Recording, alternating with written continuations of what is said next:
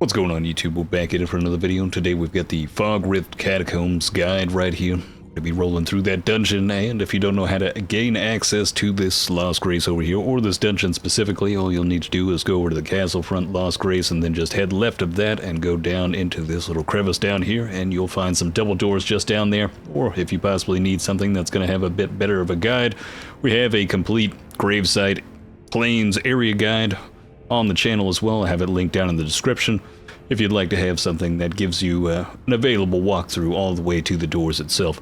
But that being said, we've got more than a few things to cover with this one, so let's get straight into it. And starting out from that Lost Grace, we'll just head on into the dungeon. We'll find ourselves facing off with more of those golem, jade, whatever type of imps they are. But just off to the right of that, we've got that first grave GLOVEWORT, and before going into this next room, be aware that there's going to be a giant spike trap falling from the sky. Thankfully, it doesn't one-shot you if you've got quite the health bar like I do, but we'll need to head over to the left in order to avoid that, and then run to the other side in order to take down that next imp over there. Thankfully, they're not too hard to take down, just a couple of swings now, but we will have a mage around the corner, so do beware of that. We'll be running past him, and on our right, another one of those imps, avoiding the fire from that mage up top, but getting some crafting material on the left. And we've got Big Mouth Fireball Imp over here, as well as another one on the left side of this room over here on the left, and a secondary imp that we'll just need to cut down pretty quickly. But then have the Ancient Dragon Knight's Cookbook, a little bit more of that crafting availability, but it seems that lightning is going to be the forte of this room over here. But from that point, we'll be heading over to the left, and we've got another one of those spike traps over here, which we will need to actually jump up on top of, and we've got another one of those Firemouth imps over there across the way. So do be aware of that, and make sure to top off that health anytime that you have it available, as it will be problematic if you don't keep an eye on that throughout this dungeon, especially when it comes to hitting some of those falling traps that you may be facing off with. We may see something like that along the lines a little bit later in the video. But continuing on, we've got to take down these mages over here and then make our way across, and we will be rolling into a lot of walls down here trying to find those secret passageways, but I don't believe we did find one inside of this one. But over here we will have another one of those moments where we have a spike trap that we can jump up to, but we won't be jumping up just yet, as we'll need to take down the Crucible Knight in the next room in order to gain access to some additional loot. I tried to end up sneaking up on him, but we do have another enemy over on the right that could have had a surprise attack on us, and this did aggro the Crucible Knight, but thankfully we were able to get the surprise on him and take him down pretty swiftly. But in the next room, it looks like there might be one of those hidden walls, and we rolled into every single one of them, and sadly enough, nothing opened up. But we will get a great Ghost GLOVEWORT, so if you're looking to get one of those summons up to that max level, it's going to give you that availability. This one will be a little bit trickier to jump on top of, but once you've got it, it's pretty easy to just roll off to the back side of it. And from this point, over on our left, we will have a window we'll be able to jump down, but that will be something we'll use a little bit here in a moment. And in the next room, we'll get the Black Knight Commander, ANDREAS, as a summons. And then from that point, we'll be jumping out the window and back into the dungeon itself, moving back down towards that room where we had actually jumped back on top of that spike trap going downward. And you can head back into the room where there was the Big Mouth Fireball Imp in here and be able to just cut him down real quick. But what we'll be doing is actually going underneath where the spike trap is itself. This time we're going down after we've actually allowed it to spike trap itself. But in that room just behind us, we will have a ladder going upward that is actually going to connect us with the spot where that Big Mouth Fireball Imp is at. We'll be heading up that ladder now, though, as the other end is going to go deeper into the dungeon. And up here, you don't really have to go up here per se. You could just skip forward, but there is a bit of that electrical crafting material up here, the yellow. So I don't even know what that second word was. I'm going to attempt it at this point.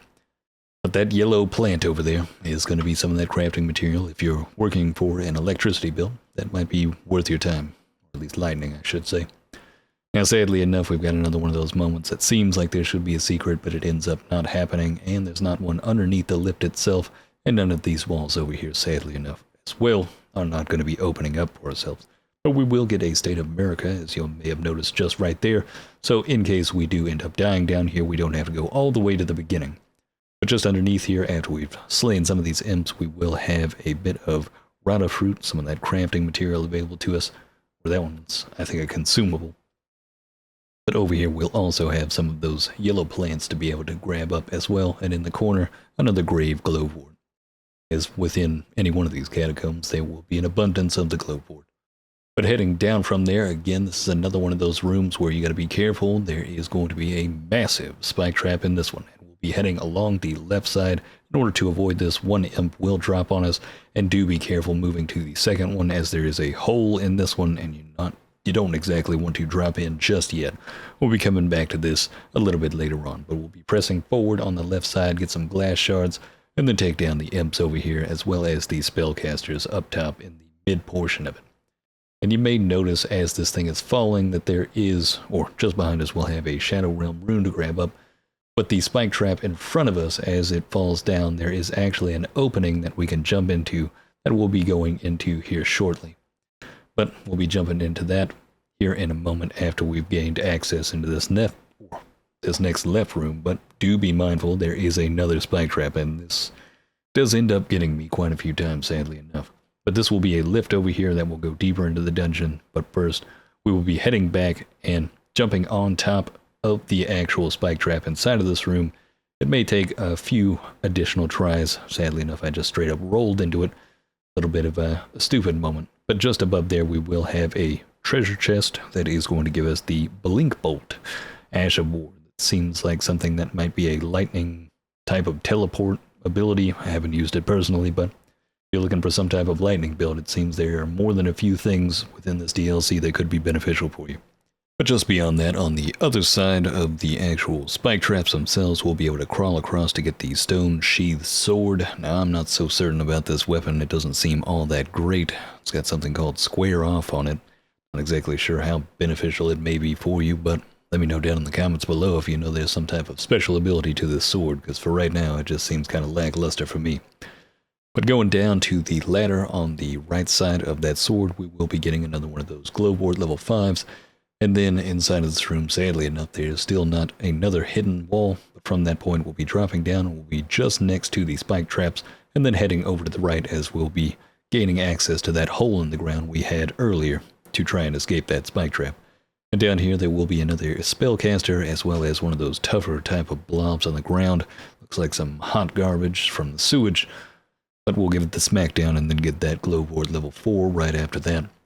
Then proceeding on from that point, we'll be able to head over to the right, as that's going to be the way that we progress forward. And sadly enough, yet again, still not one of those moments where we find any one of those invisible walls. And I'd highly suggest leaving the hot garbage blobs on the ground and not actually wasting your time with them, as they just eat too many strikes up, unless you're using some type of fire damage, which that seems to be their major weakness. But in the room on our left, we will have a couple of those mages, and we will also get a new spell ability called ELECTROCHARGE, which apparently calls down lightning to charge body with electricity. I haven't used this personally, but seems pretty interesting, and it does seem to fall in line with somebody trying to make some type of full lightning type of build. Even with the weapon we've gotten from previous bosses before this point, it does seem like the lightning has gotten a strong increase to its capabilities within the DLC, or at least for right now. Seems like the forefront type of build that would be pretty interesting right now. But moving on from there, we'll be heading out and back into the main room that we just came in from, and we'll need to avoid the spike trap again. We'll let it fall down, head over to the left, proceed forward, maintain not falling into that hole in the hole in the ground, and then proceed all the way around to make sure that we can gain access to the next area. And don't forget, there is definitely a spike trap in here, which I completely forgot, and there's nothing more frustrating than that moment of wasting all that time to run all the way in to just forget about another spike trap. But coming back and avoiding the spike trap, now we will be able to actually take the lift down, and yet again, another one of those moments where the lift gives us no secrets, but we'll be able to pull that lift back down and then head into the next zone, as this will be our boss fight for the area. And surprise, surprise, we have a lightning type boss with dual axes, which can be a little bit troublesome at the beginning, but there is one thing to key highlight about this guy, and that it is one move he can do can actually heal himself whenever you see him go for that grab. This is one of those moments where he can instantly heal you and drain a lot of health off of you. When I originally fought this guy, I believed he was actually getting this done through the lightning strikes. It turns out it is just the one move. But I believe it was only 3 tries before I finished this guy off, so I wasn't 100% certain that was the move that was actually healing him, as most of the time I was just trying to memorize how to dodge his attacks and what attacks I may be facing off with. But when it came down to it, hyper-aggression is always going to be one of your best bets, and if you're looking to make this easy mode, you can't go wrong with summons, especially that Mimic tier, and for ranged targets I would definitely say you want to have some type of summons, as this guy is quite aggro, and that grab ability to re-heal himself is very frustrating. Anything that is going to give you the capability of staggering this guy quite easily is going to be your best bet, but a lot of times I'd say your strongest move as to dodging some of his attacks is getting those timing, or getting the timing down on those swings, as it is pretty slow. There are some that have a bit of a wind up, but generally there is a nice smooth rhythm to the actual strikes of this guy, not really a lot of 1-2 and then a long pause for the third strike. I think there's only about one move that ends up having that, and that I believe is right here, where there's just this really long wind up, but it seems even in rhythm with itself when it comes to the second strike right after. Beyond that, your best bet is to literally just dodge off to the right of him and just push towards that back and just keep swinging on him, trying to maintain the capability of just being able to actually stagger him and get that massive amount of damage, or stacking up whatever status effect you may have available to you. But as you'll notice, it gets pretty easy as soon as you get the rhythm down, as soon as you understand which ones of these, or what the combination of these swings are. You should be able to dodge them fairly easily, and as long as you can avoid that grab, you should be able to take him down with smooth efficiency. Even though I'm probably eating quite a bit of strikes in this one. I'm definitely not doing it perfectly. This is still like the third run into it, but thankfully enough, we've got enough flasks, we've got enough capability to tank some of it, we've got the armor ability to it, and even in this moment, I was definitely taking way too long to end up, or dodging a little bit too early. But thankfully, Bloodhound Step is going to come in to save us for those moments.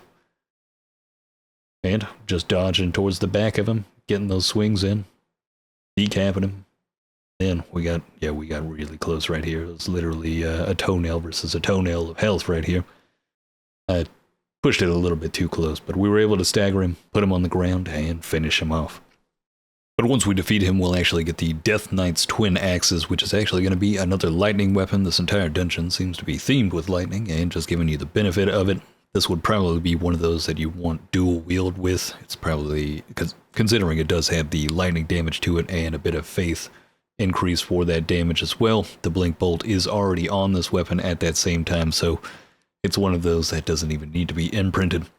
But dual wielding that, I'd imagine, would probably be a pretty powerful combo, and utilizing that with the faith build and using the sorcery for the electrical could be pretty powerful. And on top of that, we will get the Crimson Amulet Talisman +3, further greatly increasing our overall total health that we have available to us, which I don't think is that great.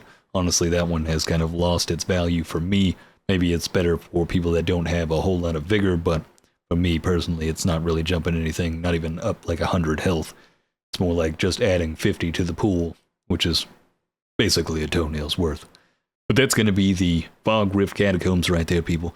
Hopefully you've enjoyed this, hopefully it's helped you out in some way, and if you'd like to see the full area guide for the Graveside Plains or other dungeons in the future, hit that subscribe button. We've got plenty more Elden Ring content coming in the future, and if you'd like to see some of this content live, hit that link down in the description. Follow me over at Twitch.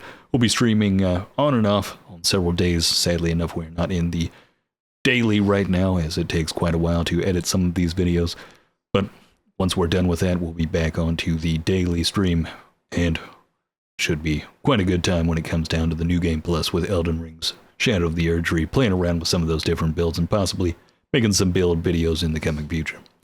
With that being said, hopefully you've enjoyed, and have a good one.